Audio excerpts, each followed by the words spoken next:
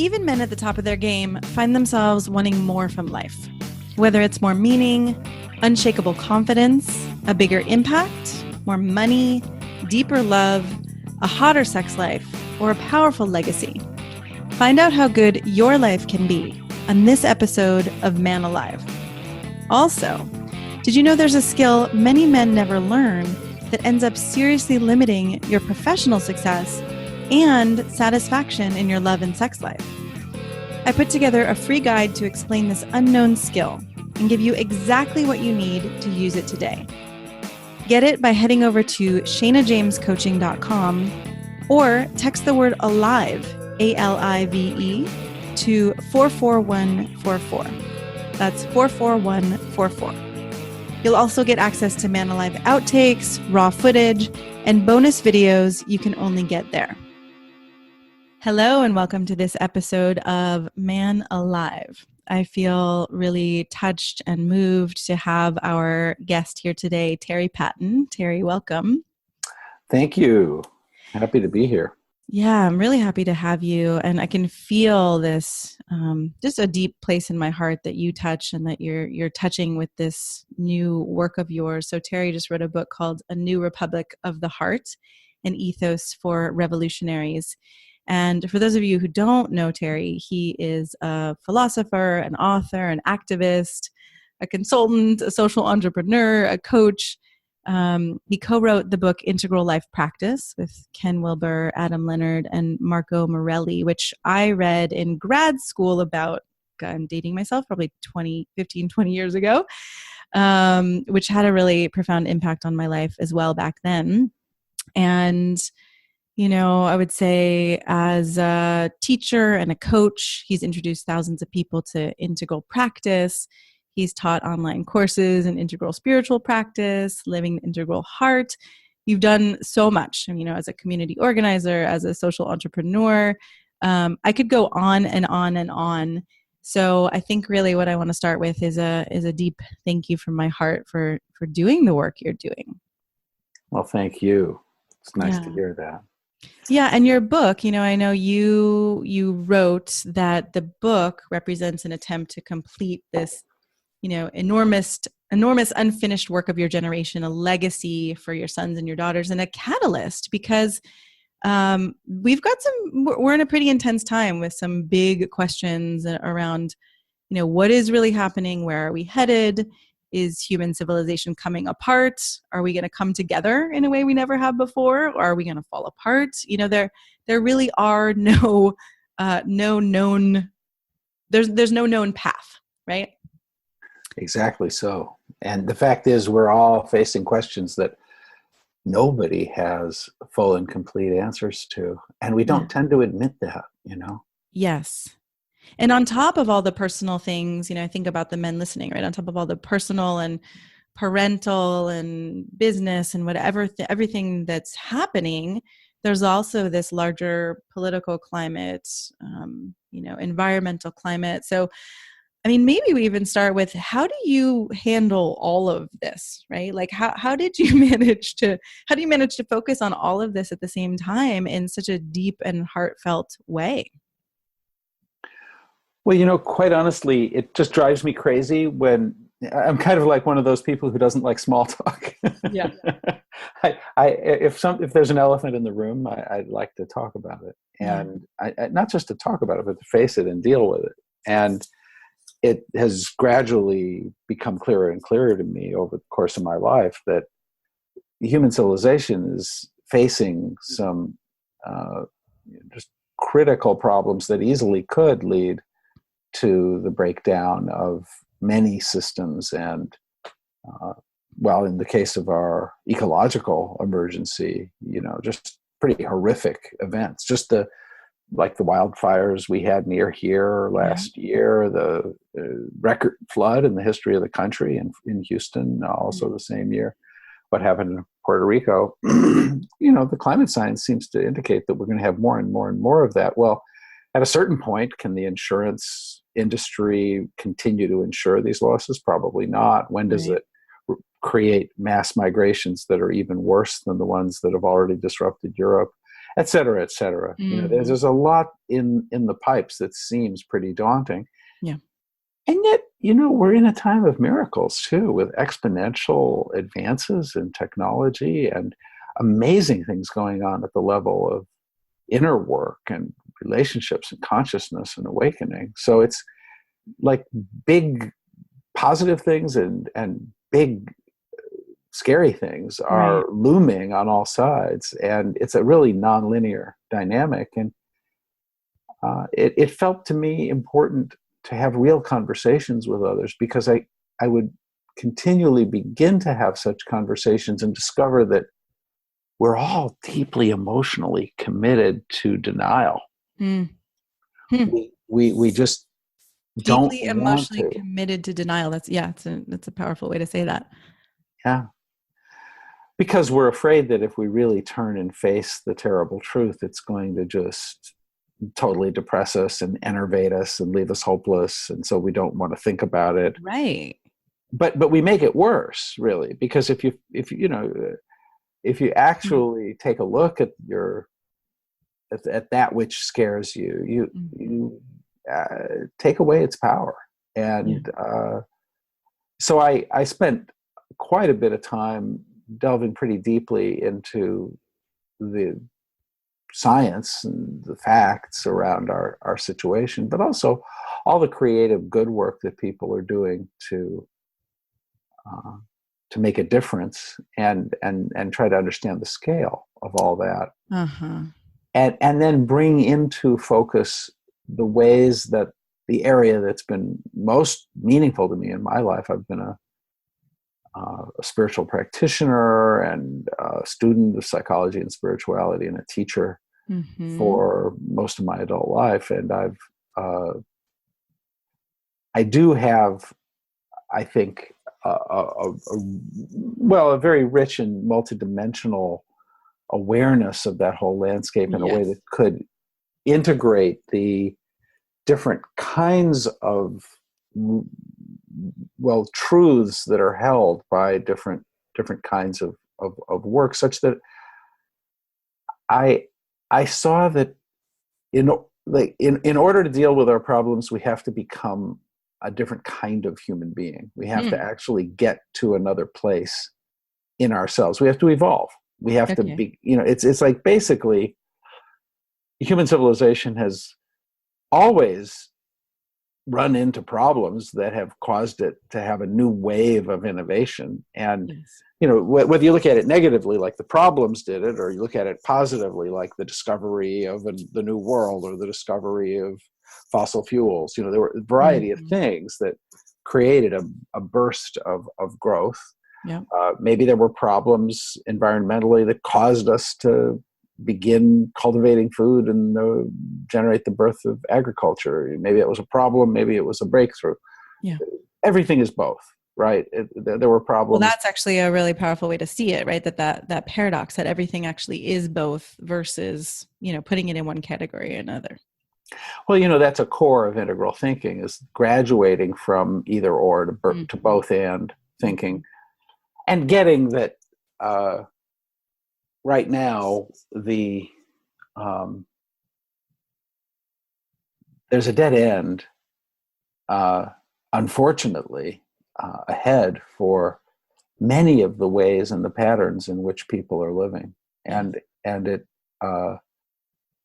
it may actually turn out to be the most invigorating, exciting, meaningful, and genuinely joyful period of our lives, even though it probably will also include, we could be on the brink of disaster, right? It's like, and actually experiencing some disasters. But it's amazing how joyful people can become after their home has been burned down and they've lost all their belongings. Right. We have each other. Yeah. And they just remember what matters, I was just listening. It's so funny. My son, who is 6, we were just talking about our sons, and yours is, 29 and more of an adult. But I was just listening to some podcasts with my son the other day, and there was one about this couple who was so grateful for each other. Just do a quick summary, right? And then they got 3 wishes. and they started feeling greedy, and then ultimately in the end realized like, oh, um, when the potential for riches and wealth and all of that is introduced, we started fighting and got greedy. But when it wasn't there, we were just so grateful for each other, right? It seems like that's what you're pointing to. It's like we can get back to these basics, but I want to not skip over something you said before, which is that we as humans need to evolve, and I would love your perspective, your wisdom of, well, how do we need to evolve? What are we evolving into that could actually, I don't know if save us is the right word, but get us through this? Well, when I first began exploring the world of practice, the goal was enlightenment. Mm-hmm. And then I began to see it as an integral matter. And so there were all kinds of other words like peak performance and optimizing our capacities. And but a lot of that was focused on the individual. Like, I will turn myself into a machine of excellence on every level. I'll discipline my use of time and my attention and my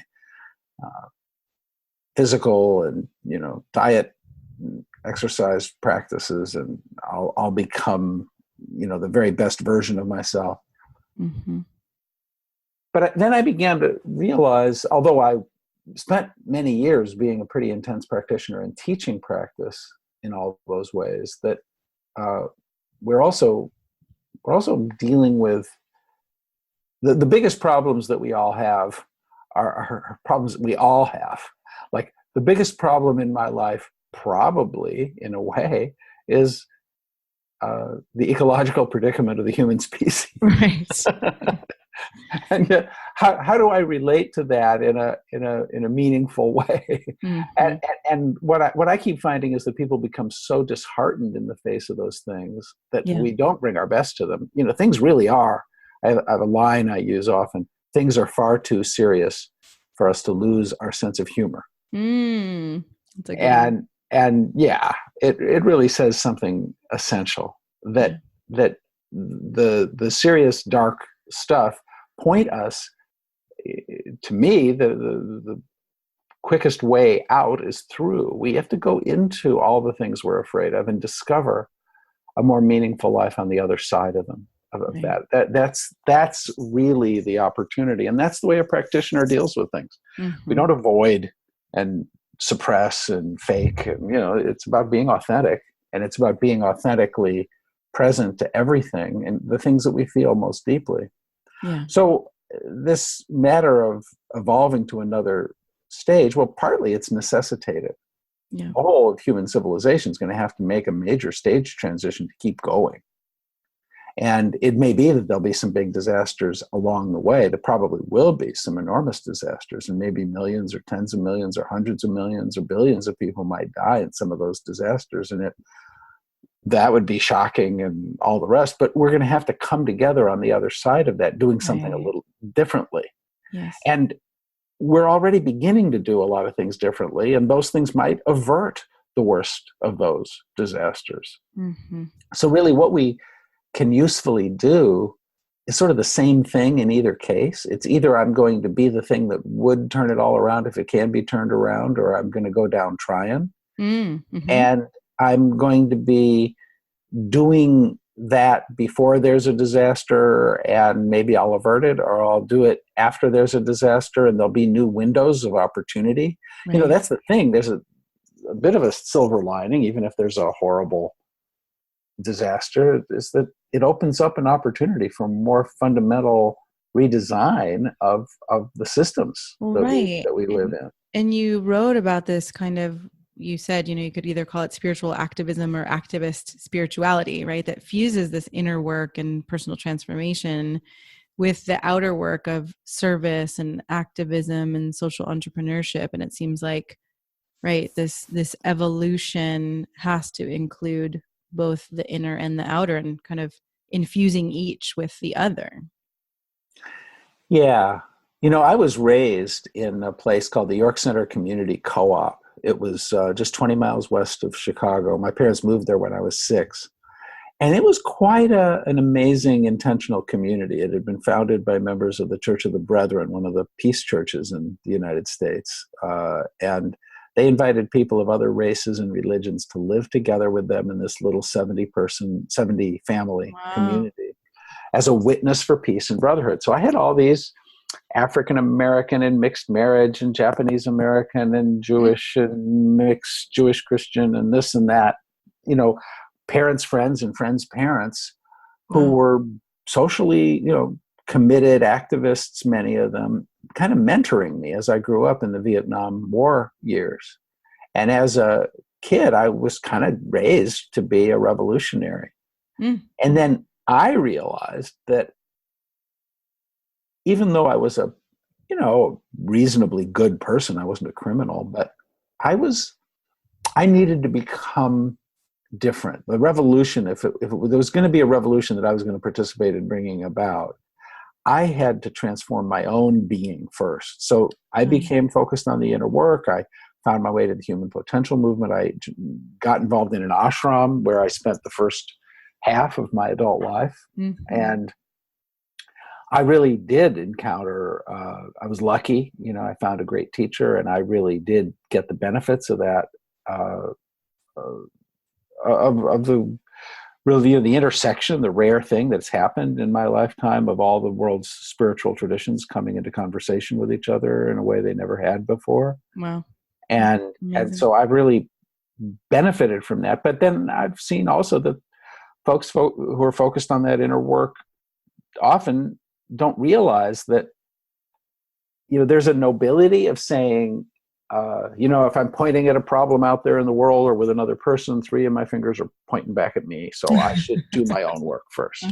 And they're taking that to heart. So they feel kind of morally superior in a way. Mm-hmm. And they're also saying, the problems in the world just can't be solved with the kind of consciousness that created them. So I'm going to change my consciousness. Mm-hmm.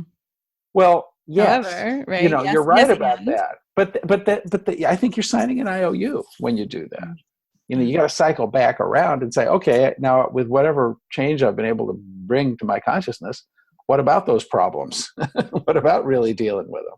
Right. And I think that that's the strength of the activists, that they really get that we're in a life situation that requires us to participate in co-creating anything better. Like there's nobody who's going to change this world for us. Right. If it's going to change, we're going to find our way into being that change in a genuine way. And it isn't like Bill Gates is going to do it for you or Elon Musk. It's not like Jordan Peterson's going to do it for you. It's not like the president right now, is the last person to look to. For us. But even, secretaries general or the most creative, dynamic people in the world can't do the whole thing. If there's going to be that kind of change, eventually it's going to have to generate from the seat that you're sitting in.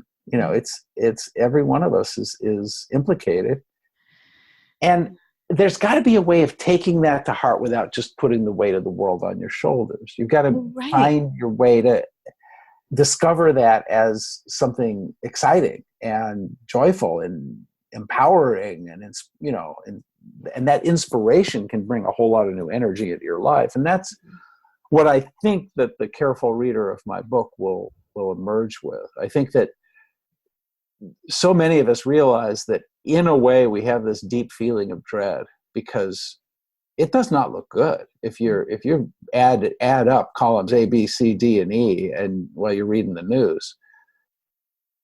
Right. It doesn't look good. But I love this line that you wrote, it will ultimately require revolutionary changes in human consciousness, behavior, culture, the physical, economic, political infrastructure of our whole civilization, and that it's vast and intricate, that it easily seems impossible, and we might be tempted to despair, but that despair easily becomes a self-fulfilling prophecy. Exactly. Yeah, very well said. It's a funny deal.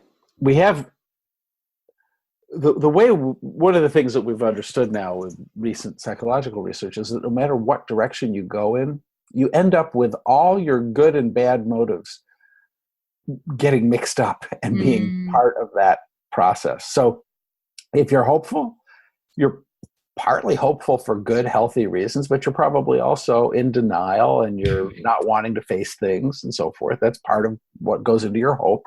Right. And if you're feeling depressed, part of it is the courage to face the terrible truth, but then you also begin to become a participant in this self-fulfilling prophecy that draws you to depression and draws the world to the exact directions that you're afraid of. Mm-hmm. So all of that is a part of the picture. And if we can understand that, we can begin to be a little more self-compassionate and get that our own motives will never be entirely pure. And yet, And that's okay.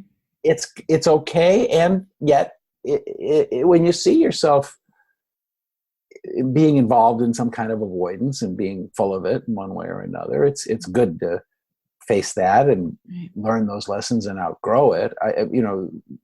I think the process of growth, you always become a hypocrite because you begin to aspire to something you can't really embody. Mm-hmm. So that there's the gap, between your talk and your walk or your aspiration. As soon as you reach what you're trying to embody, you can see the next thing that you couldn't see before. Exactly. So you're always out over your skis a little bit. Right. And that's okay. That's really okay.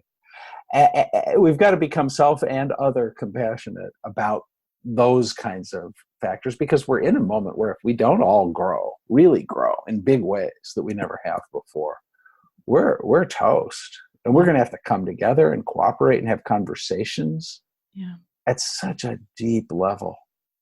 Our Do you ability have a sense of that? Like when you talk about these conversations that need to happen, I mean, in some ways it seems obvious, but in other ways, I'm just curious how you would phrase that, or how you would talk about initiating those conversations, or what conversations we could be, if we bring this to a personal level, right? What are the conversations that we need to be involved in to actually forward positive change for the world, for our children and grandchildren, and how do we do that? Well, I identify a lot of specific conversations that I think are important in the book, and there's a lot to be said about all that. I don't want to give you an avalanche of information. One thing I'll say is that what passes for conversation is very often a kind of dueling. It's like a contest for dominance, right? And it's not really like the kind of conversation I'm interested in is one in which we actually discover real new truths. Oh, I like that. Right. And in which we actually make contact with each other, where our relationship is deepened and furthered. And that kind of conversation is a shared inquiry. It's where we both admit to ourselves that we are interested in questions for which nobody has final answers or even adequate answers, if we really are honest about the big questions in our world right now. And if we face that and then we lean in, okay, well, we need better answers to these questions. Well, that creates a space for us to have an amazing, process of discovery. And then when somebody says something, you go, oh, wow, let me take that in. And you feel something new and you say something you never would have thought of, and they take it in, and something new comes out of that. And then that sparks something for you and you connect it to something else. And actual new insight enters they call it the noosphere. It's an actual new understanding can come into the world. Right, which is that kind of conversation that creates some kind of evolution versus, like you said, it's just a dueling for dominance or just recycling old material that's not actually taking us somewhere new. Yeah, I mean, I don't think that adversarial discourse is incapable of advancing understanding. I think that some of our favorite public intellectuals, I think of Sam Harris and Jordan Peterson, actually, the kind of people of the moment, as examples that they battle it out, and in the process they articulate their ideas better, and other people are educated, and they serve a social function. I respect them. I've benefited from listening to both of those guys. Yeah. And yet then all the innovating has been done by them offline. But when they get onto the public conversation circuit, they're not having a conversation with somebody interested to hear ideas that will reshape their thought and then to develop their thought into new directions. They're interested to more clearly articulate their point of view so that they can recruit more people to see things the way they do. Uh-huh. And I don't think that that's the most interesting and powerful kind of conversation. And it's not the thing that's going to evolve culture. I don't think that it's without value. I just don't think it's the only way to talk. And yet we have a whole culture that defaults to that again and again and again. I mean, those are the good conversations. What we get on like cable TV talk shows and so forth is a joke by comparison. Yeah. You also wrote about a no matter what commitment. And I'm curious if you could talk about that, because again, I feel like it brings it down to this personal level. And you wrote that under the worst case scenario, right, can we still tap into this well of uncaused and unreasonable happiness? Can we still relate to our fellow humans and to all of life with care and love? And can we still, to the fullest extent possible, remain present as a force for good in every moment? And that a no matter what commitment resolves the dilemmas. So I'm curious if you can talk about that some more. Yeah. Well, what I discovered as I got into this topic of what's really happening on the planet and what can I do to be part of that, I think we're facing an existential crisis on a collective level that is so profound that it is, it's mind-blowing. Nobody's ever had to deal with the mortality of big chunks of the living earth as the consequence. That's why, and it's gotten into everybody's psyche. I mean, you go to the multiplex and half the movies are all about saving the world or destroying the world, and because we all sense that we're in a real jam. Yes. So I discovered that what was going on was that once I stopped looking away from it, once I put my eyeballs in a vice and forced myself to really look at the bad news about the environment and global warming and nitrogen and phosphorus and all that, carbon dioxide, right? Just the whole deal. Yeah. Once I really looked at that, then I discovered that I was kind of like in the stages of grief, there's the bargaining. And I was kind of thinking, well, maybe if we do this and we do that, we can avert this. Like there's this book by Paul Hawken that puts together this drawdown project and identifies all the things that if we did them all, we implemented them all right now, within 30 years, we could start drawing down the carbon in the atmosphere and we could be living this amazingly clean, cultural, it would be great for the environment and there'd be all kinds of things that bring us together. So it seems like a solution, but nobody's implementing that. What's going on right now is we're rolling back regulations and, right, drilling for even more fossil fuels and so forth. The political will is what's missing. It's at the human level that we're blowing it. And and so what I realized was that I had to find my way beyond are we going to make it? Are we not going to make it? And it was as if I didn't really want to be committed to being engaged unless I saw a strategy through which we could pull it off. And then if I thought I could win the game, I'd play the game. Like somebody who's interesting, who's not willing to invest in a game they can't win. There's some part of me that didn't want to be as fully emotionally committed to the future of my whole of existence, family. right? Yeah. Yeah, of your family and existence. And Right. so, Well, it's humbling, right? I mean, it's kind of like you were talking about, and I was thinking about spiritual practice and facing our fears and to commit to something that you actually aren't sure if you can accomplish or win. I mean, that takes a whole lot of humility. yes, exactly so. Mm. Uh, and yet, what I discovered that and it's the substance of a lot of the work that I'm doing now that the book has been published, is I'm convening conversations that are really of a different kind, where that humility, that broken, it's disarming, and it's a my God, it's hard enough to face your own death, or it's hard enough to face the death of your dog. It's hard enough to face the death of your parents. Yeah. To face even death of an individual, but to imagine that we could bring the whole The whole thing the, down. the whole of the current pattern of human civilization would involve, well, billions ultimately of deaths, Mm-hmm. but something would probably survive. But would we have a kind of dystopian Mad Max Waterworld kind of future, or would we? What would come of it? Like that stuff is so profoundly disturbing that most Yes. people's brains are shutting down, and we're just not getting into it.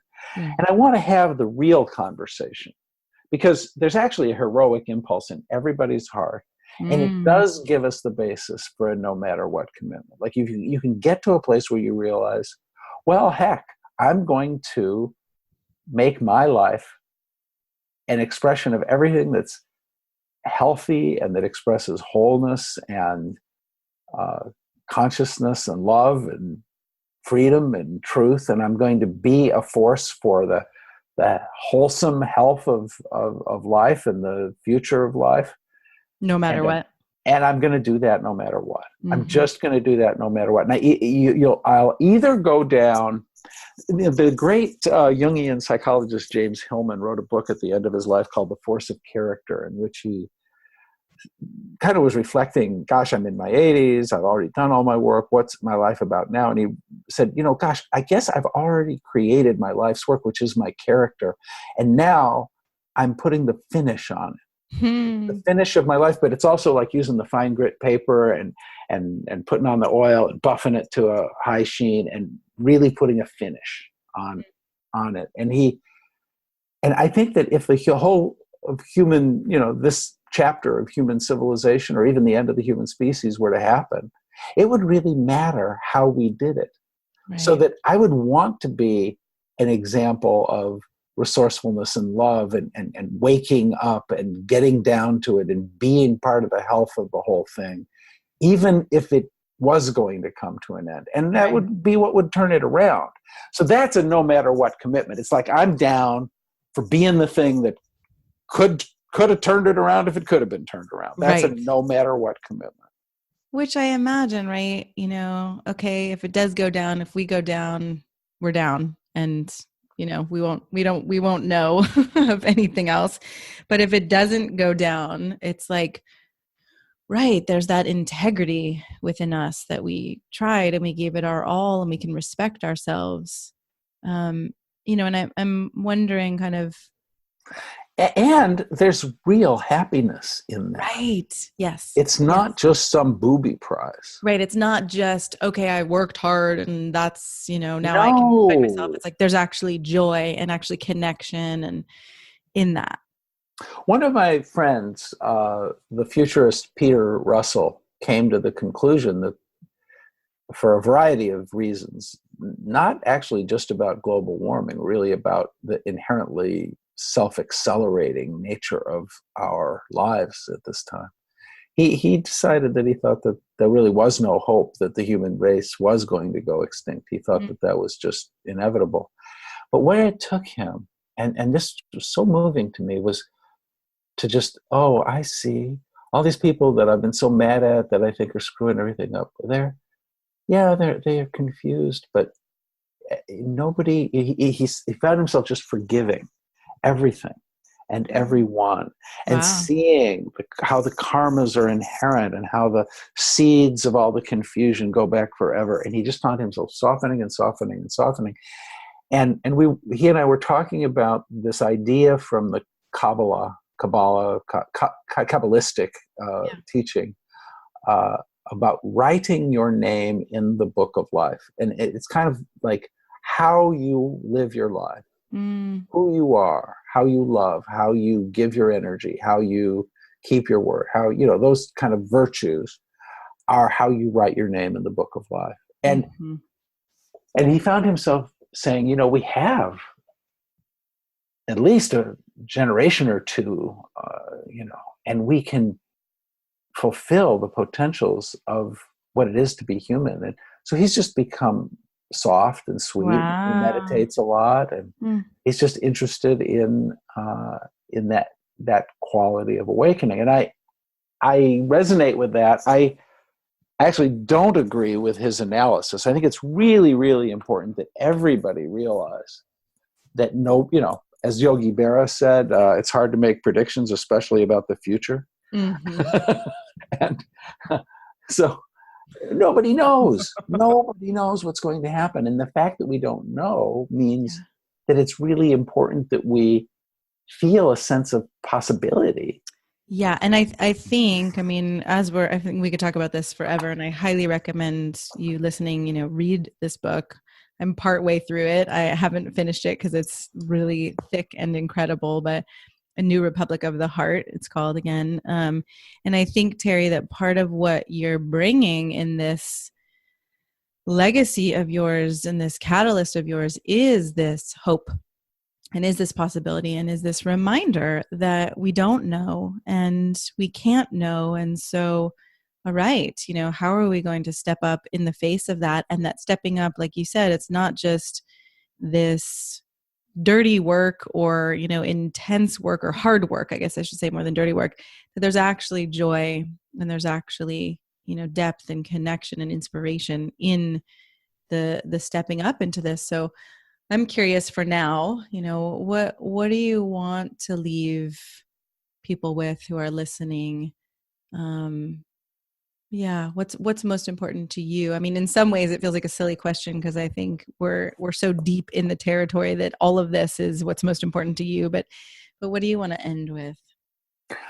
Well, there are a lot of possible takeaways. One might be that it's so, so important that we neither give way to cynicism nor to going numb and going to sleep.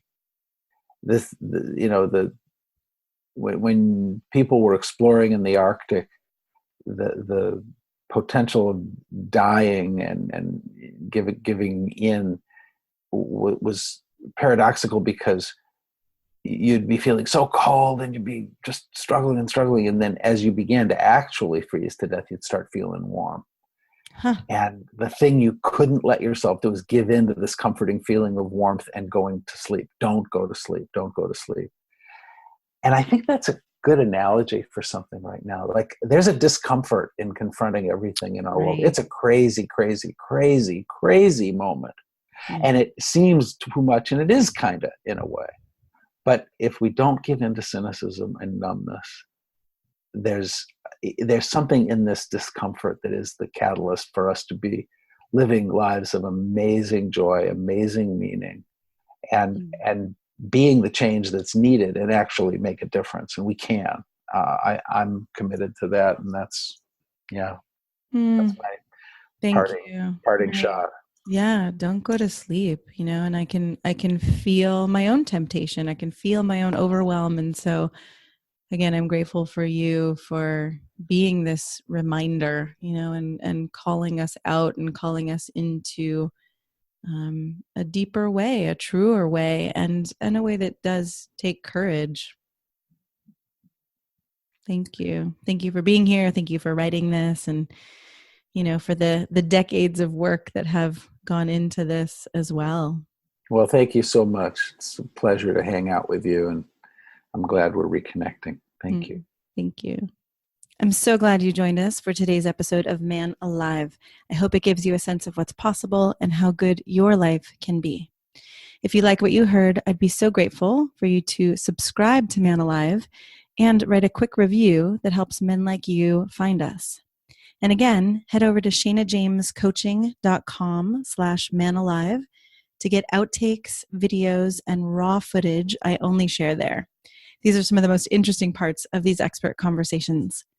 You can also grab your copy of The Unknown Power to accelerate your career and solidify your confidence with women, because the two are related, and I know you don't have to settle for one or the other.